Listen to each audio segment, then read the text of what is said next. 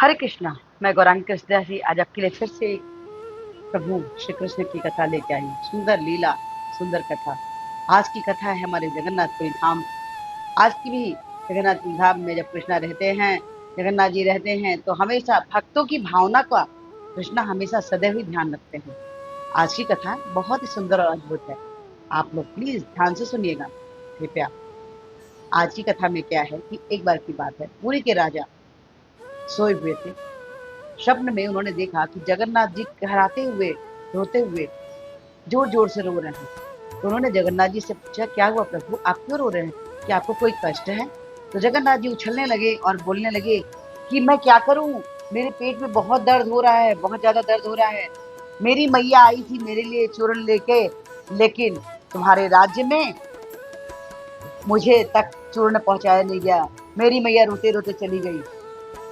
ये सुनते ही सपना वहां के राजा जो थे तुरंत उठ के बैठ गए, हड़बड़ा के बैठे और देखे, पसीने पसीने उन्हें हो गए थे। वो सोचने लगे कि आखिर क्या बात है, मेरे राज्य में कहाँ से गलती हो गई, कैसे गलती हो गई? क्या कोई भक्त था जो जगन्नाथ जी तक ना पहुंच पाया? आखिर क्या कारण है? उन्होंने सुबह उठा और चिंतन करने लगे। अपने दरवाजे पे के बाहर जो बरामदा था वहां पर ऊपर वो खड़े होकर सोच रहे थे, बाहर की तरफ देखते हुए कि क्या प्रभु को कोई कष्ट हुआ, कोई परेशानी हुई? समझ में नहीं आ रहा था। तो जगन्नाथ जी ने तो उन्हें सपने में बताया था कि एक बूढ़ी माई थी, मेरी माँ आई थी मेरे लिए चूर्ण लेके, लेकिन मुझे तक पहुंचाया नहीं गया। अब मैं कैसे ठीक होऊंगा, मेरा पेट बहुत दर्द दे रहा है। ये सुनकर राजा बहुत चिंतित थे। इधर हुआ क्या कि कुछ दिन पहले बूढ़ी अम्मा आई थी जगन्नाथपुरी में, और उनका क्या था कि वो अकेली थी, बूढ़ी थी। उनके साथ में न उनका बेटा रहता था, न बहू थी, न बच्चे थे, न पति था, कोई भी नहीं था। संसार में उनका कोई भी नहीं था। लेकिन वो कृष्णा को अपना पुत्र मानती थी, जगन्नाथ जी को अपना पुत्र मानती थी। और अपने गांव से धीरे धीरे धीरे धीरे पैर बढ़ाते बढ़ाते, अम्मा की उम्र बहुत ज्यादा थी, धीरे धीरे डंडे लाठी को लेकर धीरे धीरे जगन्नाथपुरी के मेन दरवाजे तक पहुंची। और वो डेली पहुंचती थी और अंदर जाती थी और कृष्णा के पास जाके, जगन्नाथ जी के पास बड़े भाव से उन्हें बोलती थी, मैं प्रभु आपके लिए क्या कर सकती हूँ, मैं क्या करूँ, मुझसे तो कुछ होता नहीं। ऐसे उनके मन में भाव चलते थे माँ के। लेकिन कृष्णा सब कुछ जानते हैं। एक दिन उन्होंने सोचा, घर में आई और सोचने लगी कि मैं, मेरी माँ जब हम छोटे थे तो हम लोग कुछ कुछ खा लेते थे, तो वो जो है कि हम लोगों को नीम का चूर्ण देती थी खाने के लिए, ताकि हमारा हाजमा सही रहे। उन्होंने भी विचार बनाया कि जगन्नाथ जी इतने सारे 56 भोग खाते हैं, मिष्ठान खाते हैं, कहीं ऐसा ना हो कि हमारे लल्ला के पेट में दर्द होने लग गया है। ये सोचकर भैया रात में ही उठ के, रात्रि में ही उन्होंने धीरे धीरे जाकर और घर के बाहर से नीम की पत्तियां तोड़कर लाई और उनको सिल बाटे में पीस कर उसका पाउडर बनाया। पाउडर बना के एक मिट्टी के बर्तन में उस पाउडर को रखा और सोचा कि आज सुबह सुबह हम जब जाएंगे जगन्नाथ जी को, आज ये हम खिलाएंगे। जैसे ही मंदिर के बाहर पहुंचती हैं तो वहां पे जो द्वारपाल थे वो पूछते हैं कि क्या लेके आ रही हो अम्मा? तो उन्होंने कहा कि ये मैं जगन्नाथ जी के लिए नीम का चूर्ण लाई हूँ। आखिर जगन्नाथ जी इतने सारे प्रसाद खाते हैं, इतने सारे आइटम खाते हैं, 56 भोग खाते हैं, उनका पेट भी तो दर्द हो सकता है। तो सिपाही जो थे, सैनिक जो थे, वो हंसने लगे और उनका मजाक उड़ाए और बोलते हैं कि जगन्नाथ को तुम्हारे ये चूर्ण की कोई जरूरत नहीं है। ऐसा बोलकर उसमें से एक सिपाही ने उठाकर उनके चूर्ण का जो मिट्टी का जो पात्र था उसको उन्होंने फेंक दिया। फेंकने से वो पात्र फूट गया और पात्र फूटने के कारण वो जो चूर्ण था पूरा धूल में मिल गया। अम्मा रोने लगी और जाओ यहाँ से, ऐसा बोला। तो अम्मा दुखी होकर रोने लगी कि जगन्नाथ बेचारे, उनके पेट में दर्द होगा, वो कैसे चूर्ण खाएंगे। इसी बात को सोचकर अम्मा रोने लगी, रोती रोती घर चली गई, जिस कारण से कृष्णा को बहुत दुख हुआ, हमारे जगन्नाथ जी को बहुत दुख हुआ और उन्होंने राजा को सपने दिया।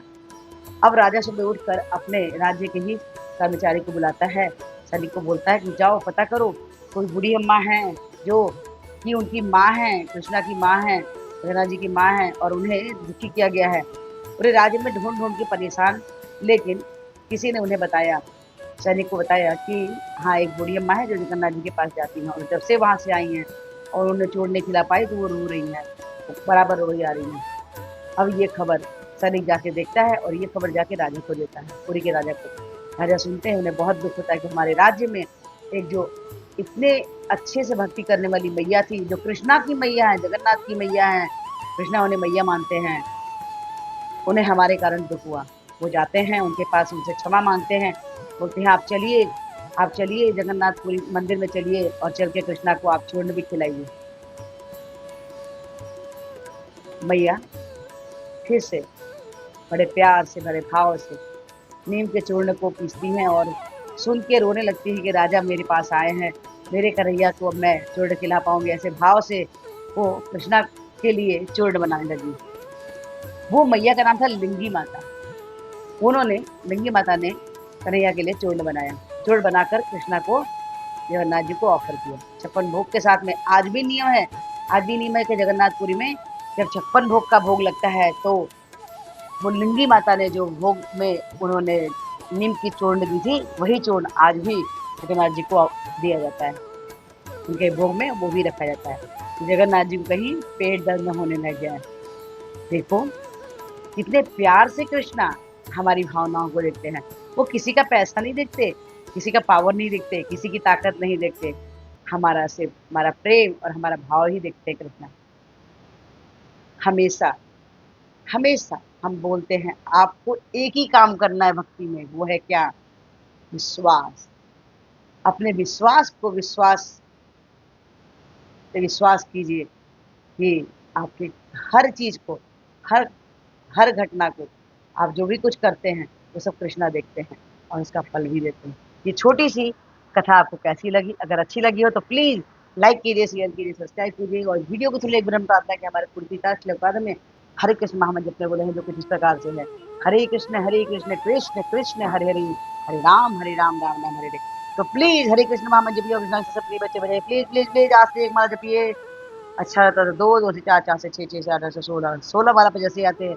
कृष्णा की अहेतु की कृपा, अहेतु माने विशेष कृपा आप पे बरसनी चालू हो जाती है। और एक छोटी सी प्रार्थना, अगर आप लोग कथा के माध्यम सुनने से आप लोगों में चेंजेस आया और आप लोगों ने बदलाव के कारण अगर एक माला भी करना शुरू कर दिया तो प्लीज किस शहर से हैं, आपका नाम क्या है, प्लीज आप कमेंट कीजिएगा। हरे कृष्णा, राधे राधे।